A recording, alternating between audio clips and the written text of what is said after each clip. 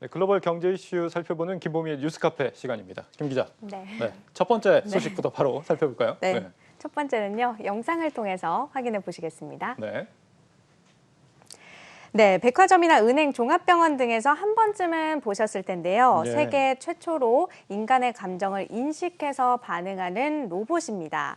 페퍼라고 불리는 소프트뱅크사의 이 로봇은요, 2015년 출시 당시 1분 만에 초기 생산량 1000대가 모두 팔릴 정도로 인기가 높았습니다. 그런데 어떻게 된 일인지 지난해 여름부터 생산이 중단된 것으로 뒤늦게 드러났는데요. 그 배경에 관심이 쏠리고 있습니다. 그렇죠. 소프트뱅크는 놀랍게도 은행이 아니죠. 네, 지금 비교하신 거예요? 아니 뭐 다들 궁금해할까봐. 네. 2015년 당시에 이제 인기가 좋았던 저 로봇이 최근에는 이제 생산이 중단됐다. 왜일까요? 뭐 로봇 하면 사실 요즘이 더 이렇게 각광받는 거 아닙니까? 네, 그런데 공식적인 이유는요, 수요 부족입니다. 그만큼 판매가 이제 부진했다라는 거죠.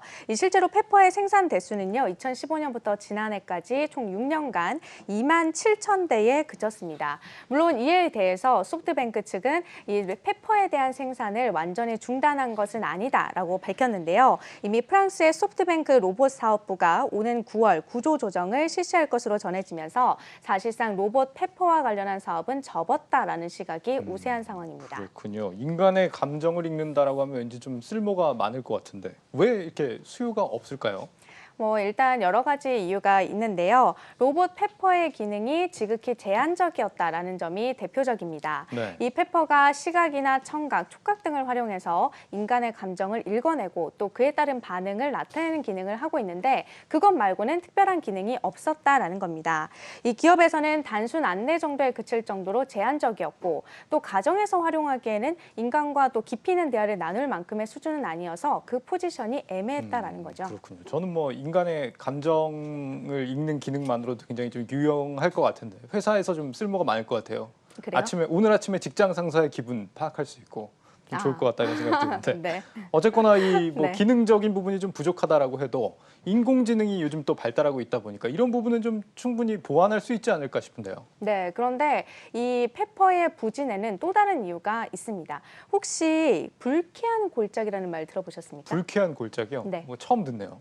이름 그러세요? 듣기만 해도 좀 불쾌한데요? 뭡니까? 그래요? 네. 네, 불쾌한 골짜기는요, 인간이 로봇에 대해서 느끼는 감정 상태의 변화를 이렇게 그래프로 나타낸 걸 말합니다. 로봇이 인간과 비슷할수록 호감도가 점점 좀 올라가다가요, 일정 수준에 이르면 그 호감도가 급격하게 떨어지면서 바로 불쾌감을 느끼게 된다라는 건데요. 네. 좀 이해를 돕기 위해서 영상을 준비해봤습니다. 함께 보시죠. 네. 네, 앵커가 보시기에는 어떻습니까? 왼쪽과 오른쪽 둘 중에 하나를 골라야 된다면? 뭐 마음 같아서는 오른쪽을 한번 골라보고 네, 그럴 싶긴 것 하지만 같았는데. 네. 왼쪽이 더 좋네요. 네. 마음이 편안해지는 왼쪽 그림입니다. 네. 네, 오른쪽은요. 분명히 사람을 닮기는 닮았는데 어딘가 모르게 어색한 부분들이 사실 느껴지잖아요. 예. 바로 그런 데서 사람들은 이 미묘한 불편함, 불쾌감을 느낀다라는 겁니다. 그런데 사실 이건 굉장히 극단적인 예시를 든 거고요. 비록 온전한 사람처럼 보이지는 않더라도 이렇게 눈, 코, 입, 페퍼처럼 눈, 코, 입이 다 있고 또 누가 봐도 로봇 같아 보이는 휴머노이드 로봇에 대해서도 인간은 불쾌감, 또 거리감, 불편함 등을 느끼고 있습니다. 그렇군요. 이런 상황에서 그런 로봇이 나의 감정까지 읽어낸다? 라고 한다면 로봇을 하나의 도구나 수단으로 바라보고 있는 지금 상황에서는 이 페퍼가 다소 부담스러울 수 있다라는 거죠. 실제로 우리나라에서 LG U+나 이마트 또 우리은행 등에서 이 페퍼를 도입을 했었는데요. 그다지 활용도가 높지 않았고 또 소비자들 반응도 그렇게 크지 않았습니다. 창조물이 자신하고 똑같으면 왠지 좀 불쾌감이 든다. 어쩐지 좀 영화에서 본 것 같아요. 영화 프로메테우스가 갑자기 생각이 나는데 소프트뱅크는 그러면 이제 로봇 사업을 앞으로 완전히 접는 겁니까? 그렇지는 않습니다. 소프트뱅크는요, 현재 버크셔웨이 그리고 또 오토스토어 등과 같은 로봇 기업에 적극적으로 투자를 하고 있습니다.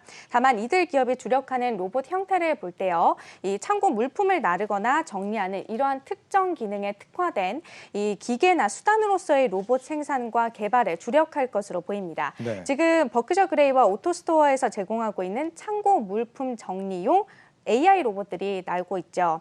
그만큼 아직까지는 우리와 대화하고 또 감정을 교류하는 정서적 기능의 로봇보다는 실질적으로 인간의 작업을 지원하는 도구로서의 로봇을 더 선호하고 있는 분위기이기 때문에 그러한 점을 좀 반영한 조치다라는 해석이 나오고 있습니다. 그렇군요. 뭐 저런 기술은 이제 손정희 회장이 투자하고 있는 어떤 물류 기업들에도 더 적극적으로 활용되지 않을까 이런 생각이 듭니다. 네. 뭐 감정을 읽어주고 이게 감정을 케어해주는 단계까지 간다면은 네. 저도 꼭 한번 사용해보고 싶은데요. 이게 인간보다 좀 로봇이 더 이렇게 좀 필요한 그런 시대가 아닌가 싶은데. 근데 지금 살 수 있습니다. 아, 그런가요? 가격이 얼마나 되는 거예요? 요거 제가 한번 인터넷에 좀 찾아봤는데 네.